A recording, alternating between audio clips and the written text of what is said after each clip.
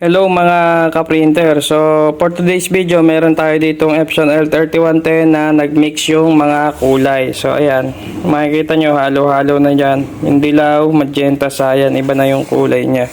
So kapag ganyan mga kamag-anak, pag ganyan mga ka-printer, so kunin nyo lang yung cartridge nya. So sure yan, naghalo-halo na yan sa loob. So ayan, tanggalin nyo lang dito. Ayan, tanggalin nyo lang siya. Ayan, press nyo lang dito. Ayan, press nyo para umangat. Ayan, yung clip. Naka-clip kasi yan. Ayan. So, pag tinignan nyo mga ka-printer yung kanyang cartridge, ayan o. Makikita nyo yung yellow. May halo ng ibang kulay. Ayan, ito yung magenta. Tapos, ito yung cyan. Okay? So, para matanggal natin yan, yung mix color. So, kailangan natin ng syringe. Yan. So, hihigupin natin yan. So, ayan mga printer. So, pag nakita nyo yan, syringe nyo lang. So, dahil wala pang ink to na black, so, pinaka-safe nyan. Para di kayo magsayang ng ink, tanggalin nyo rito. Ayan. Tanggalin nyo dyan. Okay. Pagkatanggal nyo, tsaka nyo i-syringe. Wala pa sa yan. Okay, syringe, tapos pasok nyo dyan. Yan, tapos syringe nyo siya. Yan, kuhanin nyo yung ink. Yan.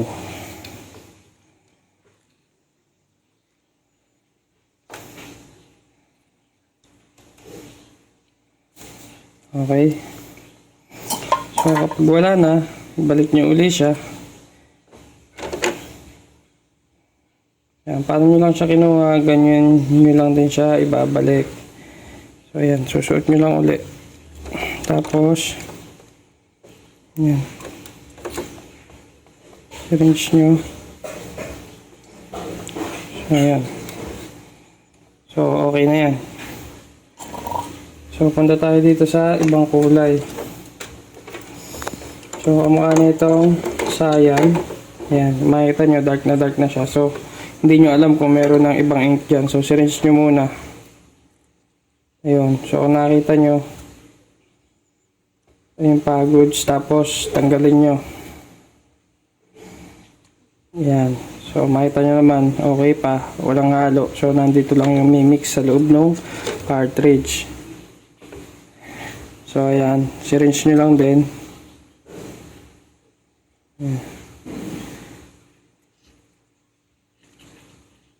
So makikita nyo, iba yung kulay dito tsaka dito.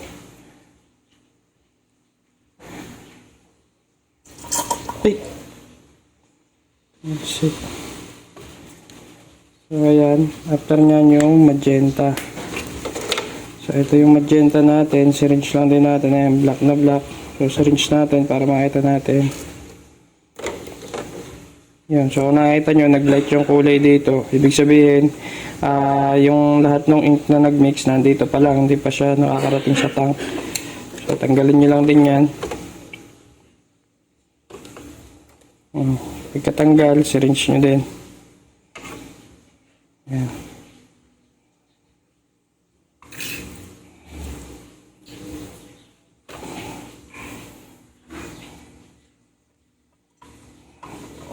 Syringe nyo yung black. Yung black naman. So yung black di naman ganong maapektuhan yan. Pero doon, base doon, nang green siya. So higupan lang natin ng konti. Yan. Tapos tanggalin na rin natin para sure. Then yan, syringe nyo. Okay.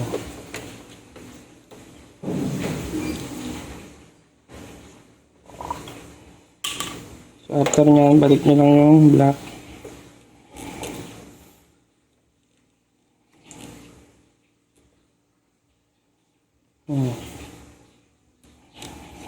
Tapos itong dalawa, huhugasan natin. Tapos muna. Yan. Tapos na natin konti. Oh. Ganyan gagawin natin para mahugasan siya. Matanggal natin yung na-mix na kulay.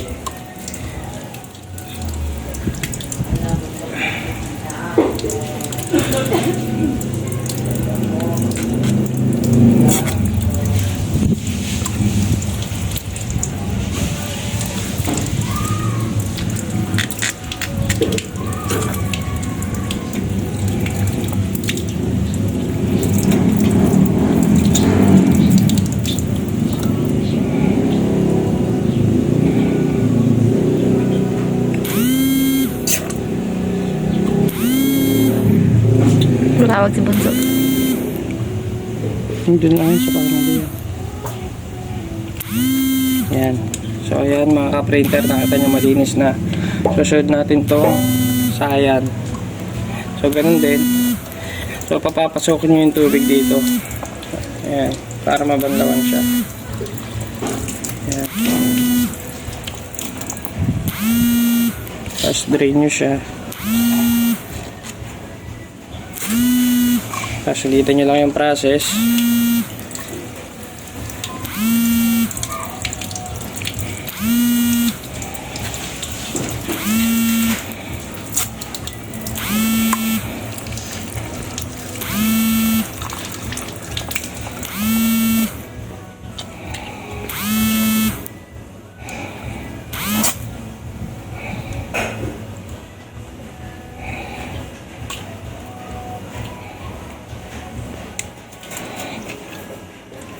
Yan, okay na yan.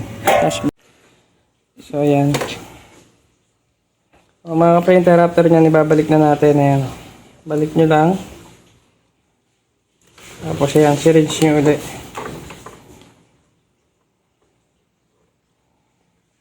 Yan. Okay.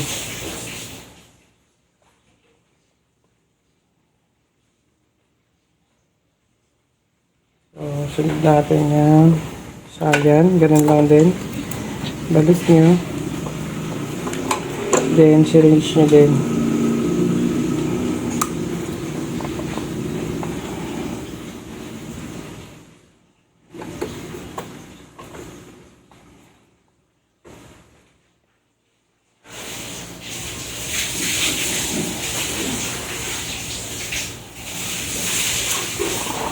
So, just in case mangyari sa inyo to mga ka-printer, nakita nyo siya, ayan, no, nagbabubbles, umaatras yung ink pabalik dun sa tank. So, ang gagawin nyo, higupan nyo lang siya uli.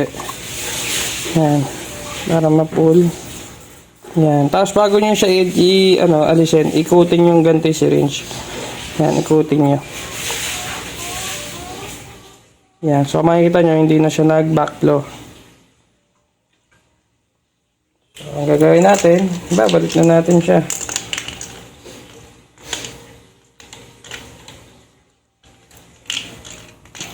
Ayan. So, ayan, tapat-tapat naman yan, kanya-kanyang slot. So, i-press nyo lang ganyan pag naitapat nyo na. Tapos, itong guhit na to, ayan, ganyan nyo lang. Tapat nyo lang dito sa dulo. Ayan. Tapos ito, ayan, shoot nyo lang dyan sa slot. Then, pwede na kayo mag-power in flashing. Okay.